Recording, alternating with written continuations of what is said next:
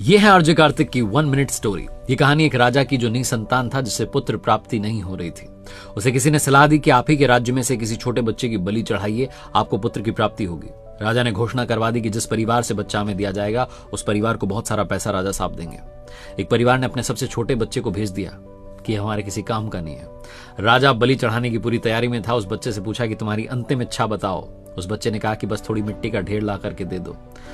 जब मिट्टी लाई गई तो उस बच्चे ने 4 छोटे छोटे मकान बनाए। 3 मकानों को गिरा दिया और एक को रहने दिया। उसके सामने हाथ जोड़ करके प्रार्थना की और राजा से कहा, मेरी बलि चढ़ा दो। राजा डर गया। राजा को लगा कि उस बच्चे ने कोई विद्या कर दी। उससे पूछा, क्या किया?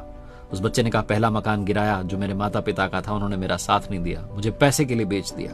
दूसरा मकान रिश्तेदारों का, उन्होंने भी माता पिता को बुद्धि नहीं दी, उनका भी मकान गिरा दिया। तीसरा आपका था, आपका तो कर्तव्य है प्रजा की रक्षा करना, आपने तो मेरी बलि चढ़ाने की सोच ली, आपका भी महल गिरा दिया। चौथा मेरे परमात्मा का मंदिर है, उनके सामने हाथ जोड़कर कह दिया है कि अब सब आप देख लेना।